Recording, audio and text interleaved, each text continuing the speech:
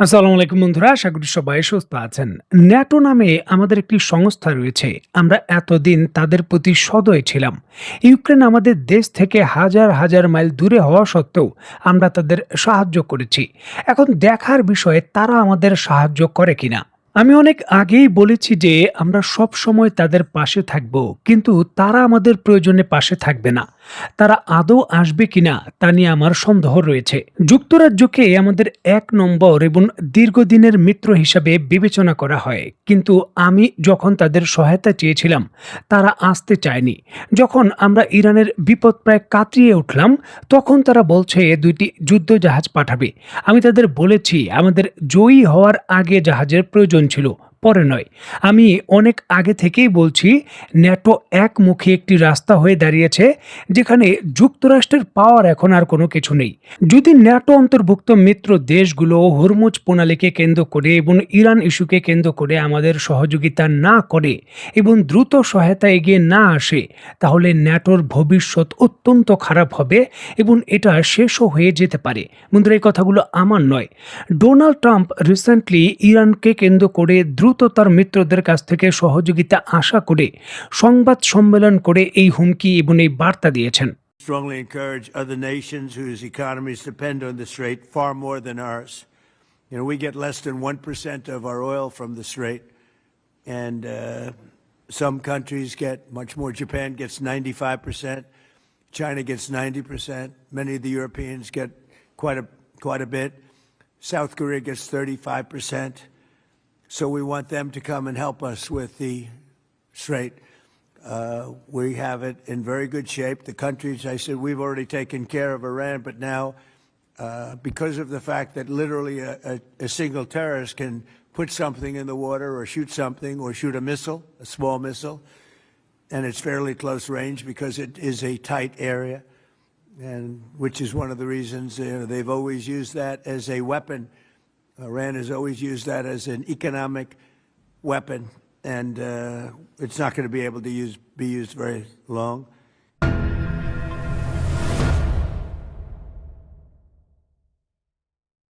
দেখুন, আজ থেকে প্রায় ২৫ বছর পূর্বে ২০০১ সালে যখন আফগানিস্তানে আনুষ্ঠানিকভাবে হামলা করবে যুক্তরাষ্ট্র, তৎকালীন প্রেসিডেন্ট জর্জ ডব্লিউ বুশ সরাসরি মঞ্চে দাঁড়িয়ে বক্তব্যে বলেন, হয় তোমরা আমাদের সঙ্গে আছো, নয় আমাদের শত্রুদের পক্ষে।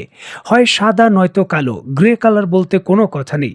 তার এক কথায় সকল ন্যাটো মিত্র দেশগুলোর আফগানিস্তানের যুদ্ধে নামতে হয়েছে এবং যুক্তরাষ্ট্রকে সহযোগিতা করতে হয়েছে। আজকে কিন্তু যুক্তরাষ্ট্রের প্রেসিডেন্ট ডোনাল্ড ট্রাম্প একা হয়ে গেছেন, অনেকটাই কোণঠাসা ইরানের বিরুদ্ধে। সংবাদ সম্মেলন করে দ্রুত মিত্রদের সহযোগিতা চাচ্ছেন ইরানের বিরুদ্ধে। 95% তেল জাপানের যায় হরমুজ প্রণালী দিয়ে, দক্ষিণ কোরিয়ার যায় 90% এবং অন্যান্য দেশও নিয়ে যায় এই হরমুজ প্রণালী থেকে। তাদের গুরুত্বপূর্ণ রয়েছে এই হরমুজ প্রণালী। তারপরও যুক্তরাষ্ট্রের প্রেসিডেন্টের এই আহ্বানে কোনো দেশ সাড়া দেয়নি। ন্যাটো কোনো দেশ যুক্তরাষ্ট্রের সঙ্গে যুক্ত হয়ে ইরানের বিরুদ্ধে এই যুদ্ধে জড়াতে চায় না। জাপান থেকে শুরু করে দক্ষিণ কোরিয়া, অস্ট্রেলিয়া থেকে শুরু করে যুক্তরাজ্য থেকে শুরু করে জার্মানি এবং ফ্রান্স, গ্রিস সহ বড় বড় মিত্র দেশগুলো ডোনাল্ড ট্রাম্পের এই আহ্বান এবং হুমকি দুইটাই প্রত্যাখ্যান করেছে। কোনোভাবেই ইরানের বিরুদ্ধে তারা যুদ্ধে তাদের কোনো যুদ্ধ জাহাজ এবং কোনো সামরিক শক্তি মধ্যপ্রাচ্যে প্রেরণ করবে না। তারা পরিষ্কারভাবে জানিয়ে দিয়েছে এই সামরিক ইস্যুকে কেন্দ্র করে তাদের কোনো সম্পৃক্ততা নেই। যদিও সামরিক বিশেষজ্ঞরা বলছেন যে ইরান যদি আজকে কুয়েতের মতো, কাতারের মতো কিংবা পূর্বের যে ইরাক ছিল সাদ্দাম হুসাইন কিংবা লিবিয়ার মতো রাষ্ট্র থাকতো এবং তাদের সামরিক সক্ষমতা একই থাকতো, এই দেশগুলো কিন্তু যুক্তরাষ্ট্র বলার পূর্বেই যোগ দিত। তবে আজকে তারা পারছে না, কারণ ইরানের বিভিন্ন ধরনের মিসাইল এবং সামরিক প্রযুক্তিগুলো যুক্তরাষ্ট্রের যে অবস্থা করেছে, সেখানে তাদের প্রযুক্তিগুলো আরও দুর্বল। কারণ এই যুক্তরাষ্ট্রের প্রযুক্তিগুলো ক্রয় করেই তারা নিজেদের নিরাপত্তার গ্যারান্টি হিসাবে চলাচল করে এবং নিজেরা শক্তিশালী ভাবে।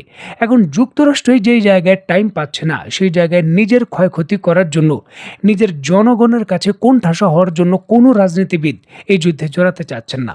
এটিই কিন্তু যুক্তরাষ্ট্রের জন্য স্ট্র্যাটেজিকভাবে অন্যতম বড় পরাজয়। মাত্র কিছুদিন পূর্বেও ভেনেজুয়েলায় আগ্রাসন চালানোর পর যেই দেশের সামরিক শক্তিকে সবাই ভয় পেত, সবাই কিন্তু তার সঙ্গে কোনো ঝামেলায় জড়াতে চাইতো না, আজকে সেই যুক্তরাষ্ট্র ইরানের বিরুদ্ধে কোণঠাসা। নিজেদের সামরিক শক্তি, সামরিক দাম্ভ তেমনভাবে প্রমাণই তারা করতে পারছে না এবং ন্যাটো অন্তর্ভুক্ত দেশগুলো একজোটে 50 থেকে 60 বছর থাকার পরও সহযোগিতার জন্য এগিয়ে আসছে না।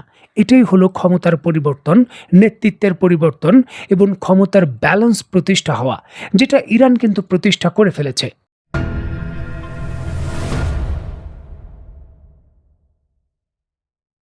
দেখুন, হরমুজ প্রণালীতে যুক্তরাষ্ট্র বড় কিছু করতে চায়, যার জন্য মিত্রদের সহযোগিতা নিয়ে পূর্ণাঙ্গ শক্তি নিয়ে হরমুজ প্রণালীতে তারা প্রবেশ করতে চায়।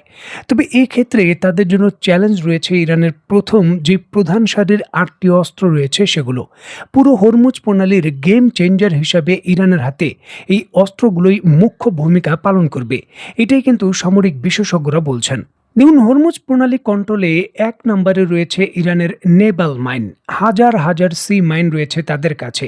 কন্টাক, অ্যাকোস্টিক এবং ম্যাগনেটিক 3 ধরনের এই ধরনের হরমুজ প্রণালীতে লুকানো সি মাইন রয়েছে, যেগুলো রাতারাতি এই পুরো পথটিকে ব্লক করে দিতে যথেষ্ট। দ্বিতীয় নাম্বার রয়েছে নূর এন্টিশিপ মিসাইল, যেগুলো C802 থেকে তৈরিকৃত ইরানের নিজস্ব ভেরিয়েন্ট, যেগুলো 170 কিলোমিটার রেঞ্জে আক্রমণ করতে পারে এবং এগুলোও রয়েছে শত শত। 3 নম্বরে রয়েছে কাদের মিসাইল, নূর মিসাইলের উন্নত সংস্করণ, যার রেঞ্জ 300 কিলোমিটার, লো অ্যালটিটিউড ফ্লাইটে যে কোনো জাহাজে হিট করতে পারে। 4 নম্বরে রয়েছে আবু মাহাদি ক্রুজ মিসাইল, যেগুলোর রেঞ্জ 1000 কিলোমিটার প্লাস বা 1500 কিলোমিটার। টার্বোজেট ক্রুজ মিসাইল এগুলো দূরবর্তী জাহাজে আক্রমণ করতে সক্ষম। এগুলোও কিন্তু রয়েছে ব্যাপক পরিমাণে ইরানের কাছে। 5 নম্বরে রয়েছে খারিজ ফার্স এন্টিশিপ ব্যালিস্টিক মিসাইল, যেটি চীনের বিখ্যাত যে ক্যারিয়ার কিলার মিসাইল রয়েছে সেটি। এটি ব্যালিস্টিক মিসাইল যেটা এন্টিশিপে সরাসরি এন্টিশিপের মতো করে আঘাত করে, মানে আকাশ থেকে ব্যালিস্টিক মিসাইলের মতো হয়ে সরাসরি জাহাজে হিট করে। এগুলোর গতি থাকে যখন টার্গেটের দিকে যায় শব্দের থেকেও 5 গুণ। এগুলো ফাতা মিসাইলের মতোই এবং পেলোড বহন করতে পারে 500 থেকে 600 কেজি। একটি মিসাইল একটি বিমানবাহী রণতরীকে ডুবিয়ে দিতে পারে।